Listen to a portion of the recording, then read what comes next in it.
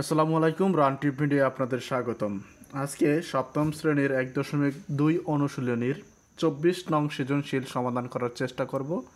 অবশ্যই সম্পূর্ণ ক্লাসটি মনোযোগ সহকারে দেখার জন্য আমন্ত্রণ রইল। আজকে 24 নং সৃজনশীলের উদ্দীপকটা আমরা আগে দেখে নেই। কি লেখা আছে উদ্দীপকে? একটি সৈন্যদলকে 6, 7, 8 সারিতে সাজানো যায়। কয়টা সারি?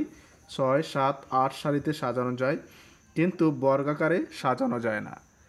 3টা সারিতে সাজানো যায়, কিন্তু বর্গাকারে সাজানো যায় না। এখন আমাদের ক নাম্বার প্রশ্নে বলা হয়েছে 8 এর গুণনীয়কগুলো বের করতে হবে। হ্যাঁ, 8 এর কী কী গুণনীয়ক আছে, অর্থাৎ 8কে কোন কোন সংখ্যা দ্বারা ভাগ করা যায়। আমরা যদি 8 এর গুণনীয়ক লিখি, তাহলে 8কে উৎপাদকে বিশ্লেষণ করলে আমরা মূলত 8 এর গুণনীয়কগুলো পেয়ে যাই। হ্যাঁ, তাহলে আমরা এখানে লিখতে পারি 8কে উৎপাদকে বিশ্লেষণ করে পাই। উৎপাদকে বিশ্লেষণ করে পাই।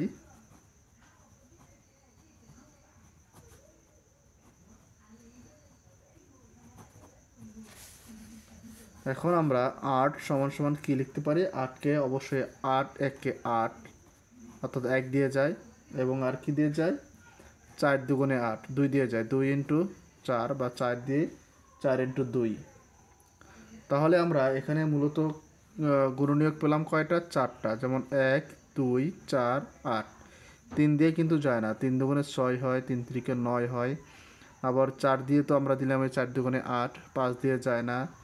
তাহলে আমরা পেলাম 1, 2, 4, 8। সুতরাং লিখতে পারি 8 এর গুণনীয়ক, 8 এর গুণনীয়কগুলো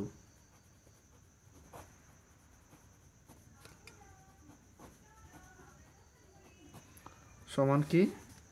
1, 2, 4, 8।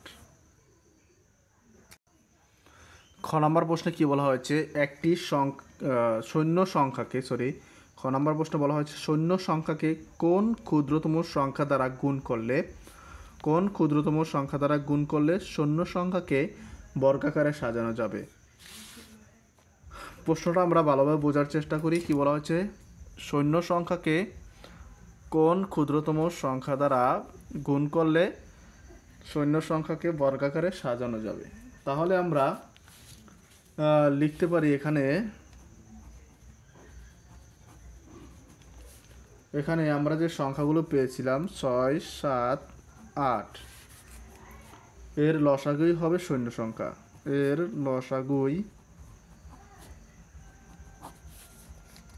লসাগু হবে শূন্য সংখ্যা।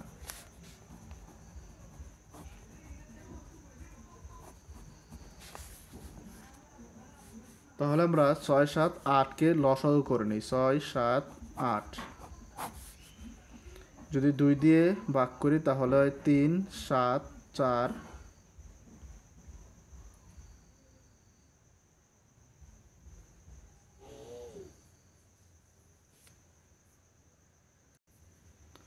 এখানে আমরা জোড়া করার সুবিধার্থে 4কেও ভেঙে নিতে পারি। হ্যাঁ, 4কে উৎপাদকে বিশ্লেষণ করতে পারি, অর্থাৎ 2 দিয়ে রাখলে এখানে 3, 7, 2 হয়। হ্যাঁ, 4 এর অধিক 2। তাহলে আমরা লিখতে পারি সুতরাং নির্ণেয় লসাগু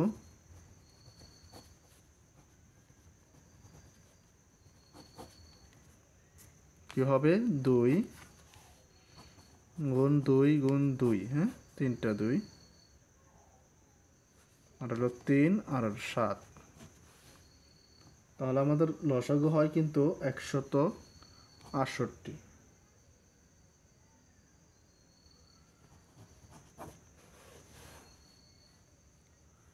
সুতরাং লিখতে পারি 168 সমান সমান কি হয়? 2, 2 এক জোড়া, আর জোড়াবিহীন আছে 2, 3, 7।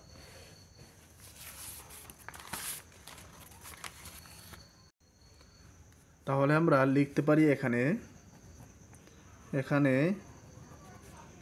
2, 3, 7 জোড়াবিহীন।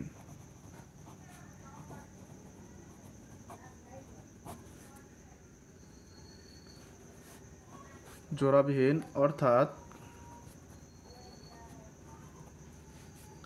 2 গুণ 3 গুণ 7 সমান সমান 7 3 7 21 21 দুগুণে 42 42 দ্বারা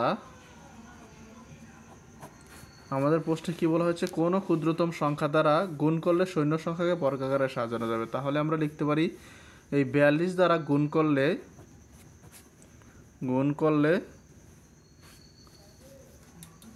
শূন্য সংখ্যাকে বর্গাকারে সাজানো যাবে। শূন্য সংখ্যাকে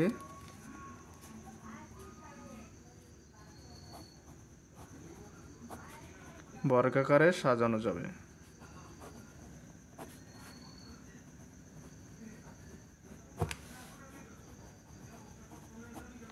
আশা করি বুঝতে পেরেছেন। গ নম্বর প্রশ্নে কি বলা হয়েছে, ওই দলে কমপক্ষে কতজন সৈন্য যোগ দিলে সৈন্য দলকে বর্গাকারে সাজানো যাবে। হ্যাঁ, ওই দলে কমপক্ষে কতজন সৈন্য যোগ দিলে সৈন্য দলকে বর্গাকারে সাজানো যাবে। এখন আমরা এখানে লিখতে পারি খ হতে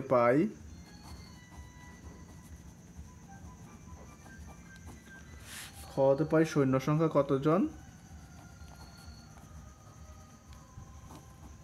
সমান সমান 168 জন। কেননা আমরা খ নম্বরে কিন্তু একটা কথা উল্লেখ করছিলাম, দেখেন 6 7 8 এর লসাগুই হবে সৈন্য সংখ্যা। আমরা 6 7 8 এর লসাগু কিন্তু 168 পেয়েছিলাম, তাহলে সৈন্য সংখ্যা এখানে 168 জন। তাহলে আমরা 168 বর্গমূল করে নিই। এখন যদি এখানে 1 দিয়ে দিই তাহলে 1 হয়, 1 এর দ্বিগুণ হলো 2, এখানে থাকে 68। এখানে যদি 2 দেই 22, তা 22 দুগুণে কত 44, আর 3 দিলে হয় 3 22 63, 3 22 66 সরি। তাহলে যদি 2 3 দিই তাহলে 66 না, আরও বেশি হবে হয়তো, বা 3 3 9, 3 9 6 69 হয়ে যায়, কিন্তু আমাদের এখানে আছে 68। হ্যাঁ, তাহলে হবে না 3 দিলে, তাহলে আমাদের 2 দিতে হবে। এখানে যদি 2 দিই তাহলে হয় 2 দুগুণে 22 দুগুণে 44, এখানে হয় 12, অবশিষ্ট থাকে কত 24।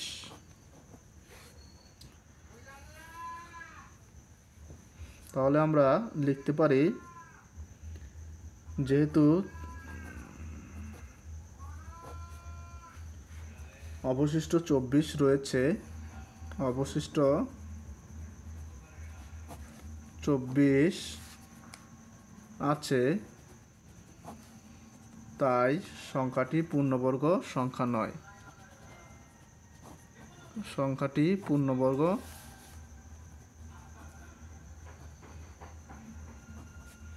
সংখ্যা নয়।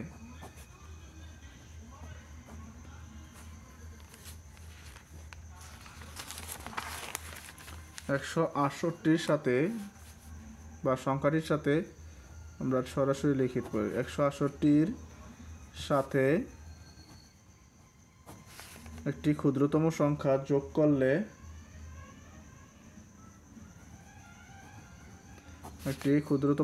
যোগ করলে সংখ্যাটি পূর্ণবর্গ হবে। সংখ্যা যোগ করলে সংখ্যাটি পূর্ণবর্গ হয়।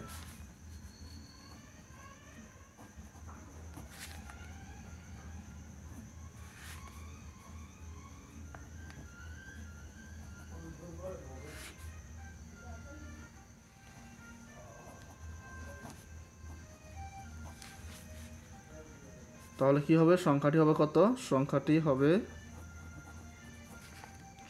হবে 12 সাথে আমরা যে 12 পেয়েছিলাম বর্গমূলের 12 যোগ 1 সমান সমান কত 13।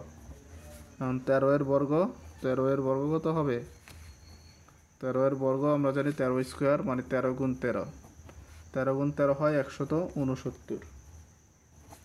সুতরাং নির্ণয়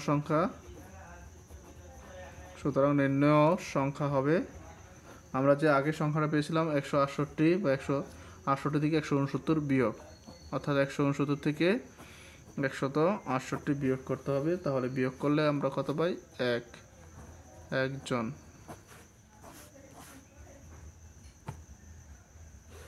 নিম্ন সৈন্য সংখ্যা লিখতে পারেন, সৈন্য সংখ্যা। তাহলে এটাই আমাদের উত্তর। অসংখ্য ধন্যবাদ ক্লাসটি মনোযোগ সহকারে দেখার জন্য।